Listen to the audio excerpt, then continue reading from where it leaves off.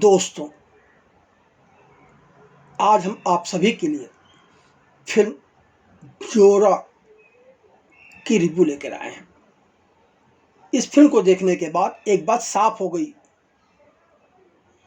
कि हर चमकती हुई दीवार के पीछे सिर्फ सोना हो या जरूरी नहीं है। जी हाँ, क्रिएटिव जगत हो या फिल्मों का संसार, यहाँ अपनी विरासत पर बत्ता कैसे लगाया जा सकता है या सीखना हो तो फिल्मकारों को चाहिए कि वह राजीव राय निर्देशित, निर्मित, एडिटेड और लिखित फिल्म जोरा को जाकर देख लें, जो कि 8 अगस्त से सिनेमाघरों में दिखाई जा रही है। जोरा देखने के बाद एक बात जो समझ में नहीं आ रहा है वह यह कि गुलशन राय ने त्रिमूर्ति फिल्म्स के बैनर तले जॉनी मेरा नाम, दीवार, त्रिशूल जैसी फिल्मों का निर्माण कर जो विरासत खरीदी थी, उसका इतना बुरा हासिल कैसे हो सकता है? क्या कोई अपने ही विरासत को खत्म करने की कोशिश कर सकता है? युद्ध, त्रिदेव, विश्वात्मा, गुप्त जैसी यादगार फिल्मों के सर्जक राजीव राय ने 2004 के बाद फिल्मों का निर्माण व निर्देशन नहीं किया, पर 20 वर्ष बाद वापसी करते हुए फिल्म जोरा बनाकर राजीव राय ने अपने ही नहीं बल्कि अपने पिता की विरासत पर भी कालिक पोतने जैसा काम कर लिया। क्यों किया ऐसा, यह हमारी समझ से तो परे है। राजीव राय के दिमाग में क्या चल रहा था या तो वही जाने। इससे तो अच्छा होता कि फिल्मों में 20 साल बाद भी वह वापसी ना करते। फिल्म जोरा के रिलीज से पहले राजीव राय ने ढेर सारे इंटरव्यू देकर जो उम्मीदें जगाई थी उस पर भी वह खरा नहीं उतरे। इतना ही नहीं, सच तो यह है कि फिल्मी संगम के साथ बातचीत करते हुए राजीव राय ने कुछ दिन पहले एकदम सच ही कहा था, गलत नहीं कहा था। राजीव राय ने फिल्मी संगम से 5 दिन पहले कहा था कि जब उनके माता पिता का निधन हुआ तो उन्हें एहसास हुआ कि उनकी ताकत चली गई, उनके पीछे खड़ी रहने वाली रीढ़ की हड्डी ही गायब हो गई है और उन्होंने काम न करने का फैसला कर लिया था। फिल्म जोरा देखकर हमें लगता है कि राजीव राय ने तब सही फैसला लिया था, उन्हें काम नहीं करना चाहिए, फिल्मों में वापसी नहीं करनी चाहिए थी। इस सच को जानते हुए भी राजीव राय ने जोरा बनाने का दुस्साहस कर क्यों त्रिमूर्ति फिल्म्स के नाम पर बत्ता लगा दिया, यह तो खुद राजीव राय शायद बता सकें। हमारी समझ की बात नहीं आ रही, ऐसा उन्होंने क्यों किया।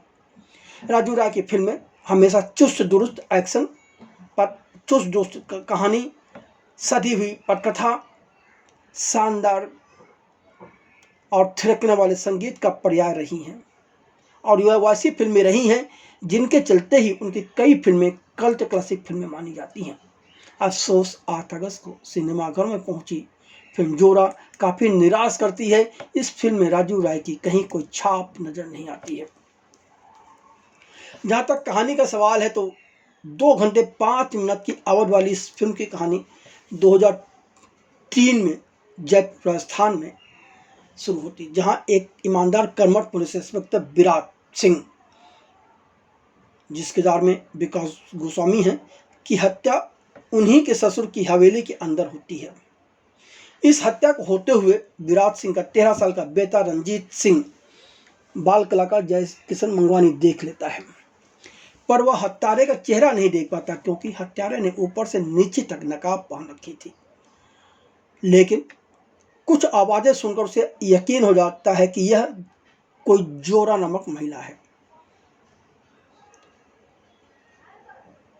जोरा और उसका प्रेमी जॉनी लोबो निलोय बनर्जी चालाकी से ऐसा दिखाते हैं कि यह विराट ही था जिसने गिरोह के सदस्यों और पुलिस वालों को मार डाला, क्योंकि वह पैसे अपने लिए चाहता था। वह यह भी साबित करते हैं कि नकली स्टैम्प पेपर के धंधे में कहीं न कहीं विराट भी जुड़ा हुआ था। और जब आगे कहानी बनती है तो वह यह भी साबित करते हैं कि विराट अपराध बोध ग्रस्त से ग्रसित था, इसलिए उसने खुद ही आत्महत्या कर ली। विराट पर अरबों रुपए के नकली स्टैम्प पेपर की गड़बड़ी का आरोप लगा अदालत में मुकदमा चलाया जाता है। अदालत उससे उनके सभी पदक, गौरव व श्रेय छीनकर विराट सिंह को देश का गद्दार घोषित कर देती है। पर रंजीत सिंह को एहसास है कि उसके पिता के साथ न्याय नहीं हुआ है और वह अपने पिता को न्याय दिलाना चाहता है, इसलिए वह पढ़ लिख कर पुलिस सेना में भर्ती हो जाता है। अब इस घटनाक्रम को 20 साल गुजर चुके हैं और 20 साल से रणजीत सिंह अपने पिता को न्याय दिलाने के लिए तड़प रहा है। अब रणजीत सिंह जिस किरदार में अभिनेता रवींद्र कुहार हैं, अपराध शाखा में सब इंस्पेक्टर बन जाता है। रंजीत अपनी तरफ से अनैतिक रहस्यमय जोरा का पता लगाने में प्रयासरत रहता है। उधर रंजीत का मामा कमलनाथ जिस किरदार में अभिनेता निखिल दीवान है, वह सिर्फ मूर्ख दर्शक नजर आते हैं। अपराधियों को सजा देने का रंजीत सिंह का अपना एक अलग तरीका है। धीरे धीरे सबके घेरे में 4 महिला किरदार आते हैं, जिसमें रंजीत की प्यारी माँ है, तो दूसरी एक चतुर फॉरेंसिक महिला है, माने फॉरेंसिक डॉक्टर हैं, तीसरी दयालु डॉक्टर आंटी हैं और चौथा गोवा की पशु चिकित्सक फ्रीडा लोबो शामिल है। फ्रीडा लोबो जो कि जॉन लोबो की प्रेमिका थी। रंजीत के काम करने के तरीके से उसका सीनियर इकबाल इत्तेफाक नहीं रखता।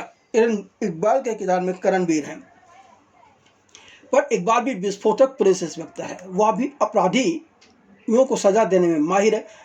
कई तेज घटनाक्रमों के बाद विराट की हत्या करने वाले का जब रात उजागर होता है, दर्शक चौंक जाते हैं। वैसे समझदार दर्शक तो 20 मिनट के बाद ही अंदाजा लगा लेता है कि कातिल कौन निकलेगा। जोरा की कहानी व पटकथा में नयापन तो नहीं है,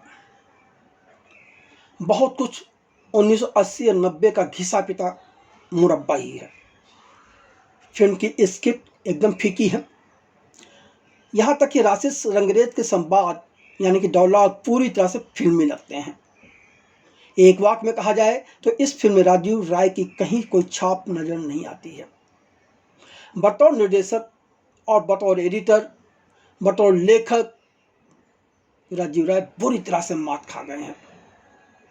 राजीव राय ने अमिताभ बच्चन की फिल्म शहंशाह और खुद के निर्देशन में बनी गुप्त सहित कुछ दूसरी फिल्मों के मिश्रण से बना हुआ चू चू का मुरब्बा अपने दर्शकों को जोरा के नाम से परोस दिया है।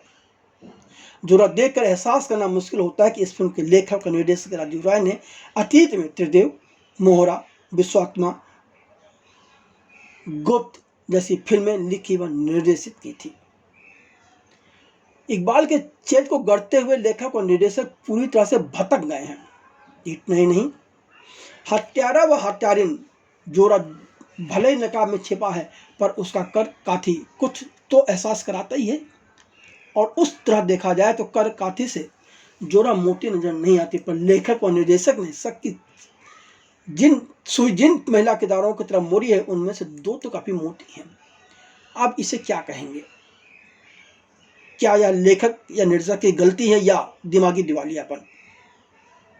राजीव राय ने अपने इंटरव्यू में फिल्म की रिपोर्ट एडिटिंग को लेकर लंबी चौड़ी बातें की हैं और फिल्मी संघर्ष से बात करते हुए राजीव राय ने खुद खुलकर बात कही थी कि फिल्म एडिटर की गलती के कारण भी नहीं चलती हैं, असफल हो जाती हैं।